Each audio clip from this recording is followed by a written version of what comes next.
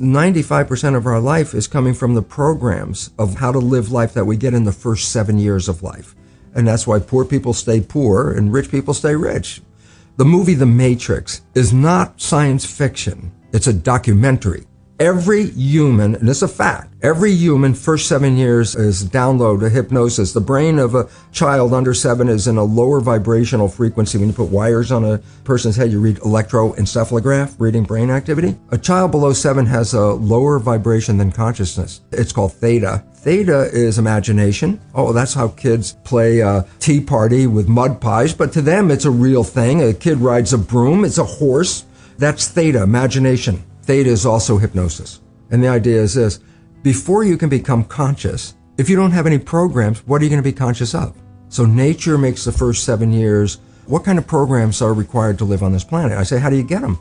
Theta is hypnosis. You just watch. You watch your parents, you watch your siblings and your community, because you have to learn how many 100,000 rules. Think about it. Just to be a functional member of a family and a functional member of a community, there are rules. Teach an infant these rules. You don't have to. First 7 years, they observe it and just download it. And then I say, well, why is it relevant? Because this is the unfortunate fact. 95% of our life comes from those programs in the subconscious. Every day, only about 5% of their life are you using conscious, which is creative. 5%. And you don't see it because it's called subconscious, below conscious. And the Jesuits, for 400 years, they were boasting. People didn't understand. They say, give me a child until it's 7 and I will show you the man. They've been saying that for 400 years because they knew 7 years was the program period. And 95% of your life after that will be whatever that program is. A child isn't functioning in consciousness until after 7. Before 7 is direct record. Whatever you just said, I just recorded it. So if the parent gets mad at the child and says, you don't deserve that, you don't deserve this, go.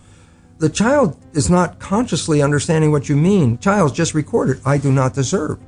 Now, if I hear that several times, especially in an emotional situation, because that downloads it faster. Now I'm 40, 50 years old. What is my behavior 95% of the time? And the answer is, well, it comes from the program. I do not deserve. Well, that means unconsciously I will sabotage myself to make sure that the program is correct. I'm making the program true by adjusting the behavior to meet the program. Look, this is not new. I mean, there's a famous book, Rich Dad, Poor Dad. And basically said you come from a poor family and you could struggle your whole life and try to get rich, but you're not going to make it. And if you come from a rich family, you could be stupid your whole life and make it. Not because it was thinking, but it was unconscious behavior that was downloaded from rich families into kids, which is unconscious. So they're making the right moves unconsciously. If they engage their conscious mind, then they look stupid, but it's unconscious. And that's the same thing with poor people. Poor people have beliefs from the family. Oh, you can't make it. Life's a struggle. Things are hard. Who do you think you are? And if that's the program you get, then 95% of the day you will sabotage yourself. And that's why poor people stay poor and rich people stay rich, because the programming. Before I put this knowledge into effect, and I use the word put into effect, why? I had the knowledge academically. It's like, oh my God, look at the research. What does it mean? I understood it from the level. And with all that knowledge, it didn't change my life. People read self-help books. I go, well, you read the book. You got a lot of knowledge. I say, is your life changed? No, but you got a lot of knowledge. And so here's the difference. The conscious mind is creative and can learn in any number of ways. Read a self-help book, go to a lecture, listen to this, and conscious mind's going to get some awareness. And I go, yeah, but subconscious mind doesn't learn that way. Subconscious mind learns in 2 fundamental ways naturally. Hypnosis, which is the first 7 years. And after age 7, how do you put new programs in? Repetition. Practice. You want to drive a car? You didn't learn how by just getting in the seat and put the key in. You had to practice driving the car. You want to learn the alphabet. How many times did you go from A to Z? Try to go to A to Z before you can complete it. And once you completed it, you didn't have to go back and do it again. So 2 phases. You want to train the subconscious mind. Hypnosis, repetition. I like the last one because there's a new phrase that's bandied about called fake it till you make it. Meaning, if you're not a happy person, I say, you want to be a happy person? Then repeat all the time. I'm happy. I'm happy. I say, well, you don't look happy or anything. You say, no, who am I talking to? By repetition, I'm talking to subconscious. If subconscious gets, I am happy, and 95% of your life comes from that subconscious, there will be a point once the subconscious got, I am happy, you don't have to say it again. It'll be automatic. It's repetitive. That's the secret part. Putting a sticky note on the refrigerator is more like a suggestion, but it's not a repetition. So it doesn't work very well. Repetition is a habit. It's making habit. So you got to do something religiously in a sense of repeating it to make it work. Every night when you go to bed, just when you're falling off into sleep, consciousness is disconnecting. The next period of your brain operation while your consciousness is disconnected is theta, which is the same brain function as in the first 7 years. So if you put a pair of earphones on at night with a program of what you would like to be true in your life, as soon as your conscious mind disconnects, that program is playing. It's not playing into your conscious mind. That's shut off. It's now going straight into the subconscious mind. So it's called auto-hypnosis. You don't need to go see a hypnotherapist. You just have to pick out what program would you like to have that you don't have. 95% of your life is coming from the subconscious. Your life is a printout of your subconscious behavior. Oh, so you don't have to try and think about what happened. I just say, look at your life. The things you like that come into your life come in because you have a program that supports them. But anything you struggle with, work hard at, put a lot of effort into making it happen, why you're working so hard, inevitably you have a program that doesn't support that conclusion and you're trying to override the program. So you don't need to do a lot of shrink and psychology stuff. You just look at your life and say, where am I struggling? Because wherever you're struggling, inevitably it's a program in your subconscious that does not support that destination you've been looking for. I had to deal with the issue of teaching medical students and going into the classroom. Teaching conventional curriculum is the old genes control life story. And so I go in there and teach that to medical students. But when I'd go back in my lab and look at my research on stem cells, my research revealed conclusively that the environment in which the cells live determine genetic activity.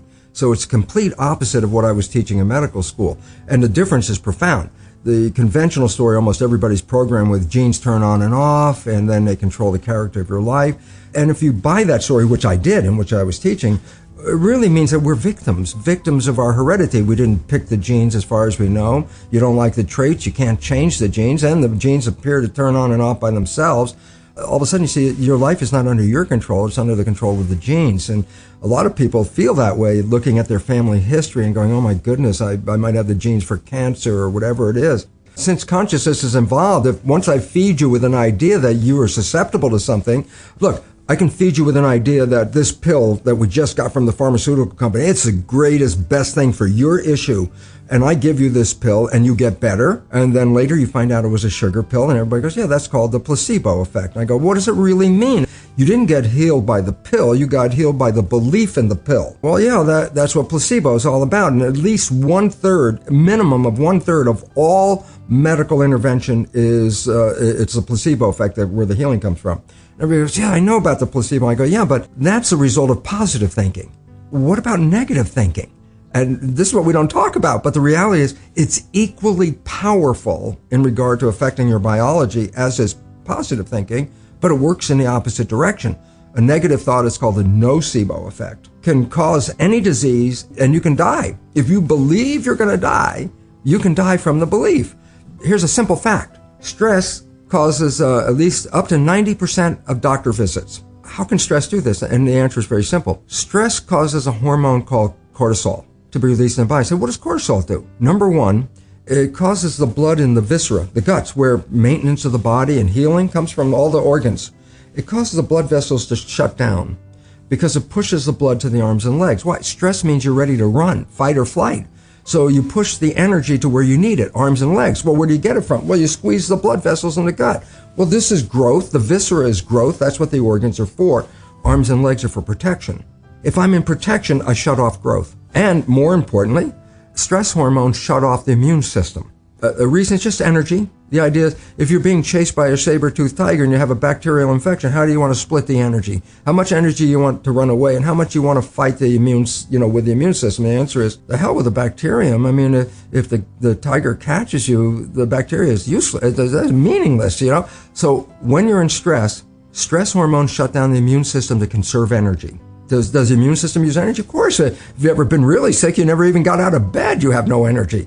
And if you're in fight or flight mode, you need the energy to deal with the world. So stress hormones physically shut off the immune system. When you're under stress, that's when sickness starts to show up. In fact, it's so good at shutting off the immune system, doctors give patients who are going to receive a foreign organ, a graft of a kidney or a lung or whatever they're grafting, that's foreign tissue. If you put a foreign organ in your body, your immune system's job is to eliminate it. So as they're transplanting an organ, they give the patient stress hormones at the same time. because stress hormones will shut off the immune system so the organ won't be rejected right away. That's how effective it is. It's used therapeutically to shut off the immune system. Yeah, but everybody out there in this world right now, with a small exception, is under some level of stress. Every one of those people is dripping stress hormones continuously in their body, and those hormones inhibit the immune system, and the result is illness. And if you stop the growth, you say, yeah, but I'm an adult, I don't need to grow. And I say, yeah, but you have to replace hundreds of billions of cells that you lose every day. So we really have to watch out, because, as psychologists will tell us, 70% or more of our thoughts are negative and redundant, replaying the same negative thoughts. I go, if thoughts had nothing to do with it, fine. But thoughts, positive or negative, shape our biology. And all of a sudden it says, well, now it's time to wake up, because our negative thinking is manifesting a negative life experience. But it's not just me saying this. It was me saying this when I first started doing this work in 1970. And my research was repeatable every day. I could take, stem cells are embryonic cells, so they have no potential until you put them in an environment. And then, depending on the culture medium, by the chemistry of the culture medium, I can make the cell become a muscle cell, change the culture medium, make the same cell become a bone cell, or change it again and make the same cell become a fat cell. And genetically, the cell is the same. It was the environment that I was changing. And I started talking about that long before the new science called epigenetics had come into vogue, which was 1990. So I was like 20 years ahead. And of course, for much of that time, my colleagues looked at me like I was a crazy guy, because everybody knew the conventional dogma. And I was, coming up with a whole different line of belief about it. And now it's come into mainstream. The only problem is this: when you invest so much money into a belief system, and then a belief system isn't really right, you try to hold on as long as you can, because if you spend hundreds of billions of dollars in this belief, you don't want to just go, oh, okay, we'll just change it. So it's a struggle, but the reality is coming forward, and the public is just becoming aware of it. And it's a revolution, because if you believe genes control your life, you're a victim of your heredity. When I say epigenetic control, almost sounds the same, but epi means above. So when I say epigenetic control, literally it's control above the genes. And this is what we now recognize, that the environment, and very specifically our perception of the environment, changes our genetic activity. So that means, well, wait, that's not a victim, because I can change my environment, I can change my perception, and all of a sudden, if I can do that, then I can control my genes. Well, we're going from victim to mastery, from genetics to epigenetics.